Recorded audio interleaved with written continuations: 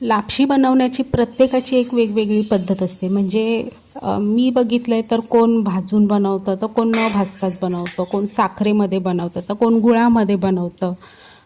प्रत्येकाची वेगवेगळी पद्धत आहे. पण आज मी तुम्हाला माझी पद्धत दाखवणार आहे आणि या पद्धतीने बनवाल तर लापशी एकदम झटपट पटापट तयार होईल. आणि लापशी शिजायला कसा कधी म्हणजे खूप वेळ पण लागतो लापशी शिजायला, मग आपल्याला कंटाळा येतो ती बनवताना. त्याच्यामुळे मग सहसा आपण घरी ती लापशी सहसा बनत नाही, पण ती खूप हेल्दी असते. तर आज मी पटकन लापशी जर बनवायची झाली घरच्या घरी तर कशी बनवायची तेही सांगणार आहे.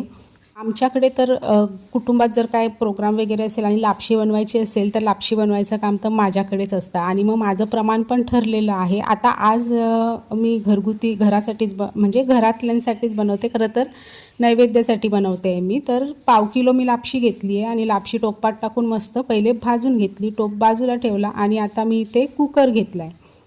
लापशी भाजताना आपण तूप टाकलं नव्हतं. आता तुपाचं लापशीला असं काय नाही आहे, आपल्याप्रमाणे आपण लापशी तूप टाकू शकतो. तर मी इथे सध्या छोट्या चमच्यात तूप टाकलं आहे. त्याच्यावरती सगळं काजू आणि शेंगदाणे परतून घेतले आहेत. शेंगदाणे भाजलेत आधी आणि मग त्याची सालं काढलीत. आता त्यात लापशी टाकली आणि लापशी परत एकदा तुपावरती मस्तपैकी भाजून घ्यायची. थोडासा चटका लागू दिला तरी काय हरकत नाही. आता हा जो गूळ टाकला आहे हा मी 2 वाट्या टाकला आहे. जी वाटी दाखवली ते 2 वाट्या गूळ मी टाकला आहे. गूळ त्यात टाकल्यानंतर मग आता तुम्हाला मी पाण्याचं प्रमाण सांगते. तर 1/2 किलो लापशीला आहे ना मी पाणी गरम करून ठेवलं आहे. आता हे बघा हे टोप, हे एवढं पाणी गरम पाणीच टाकायचं, थंड नाही टाकायचं. आणि हा आमचा चहाचा टोप आहे. तर हे पूर्ण सगळं पाणी त्याला लागलं म्हणजे 1/2 किलो म्हणजे लापशीच्या 4 पट पाणी लागतं. बाहेर पण मोठ्या प्रमाणात करायची असेल तरी माझं हेच माप असतं.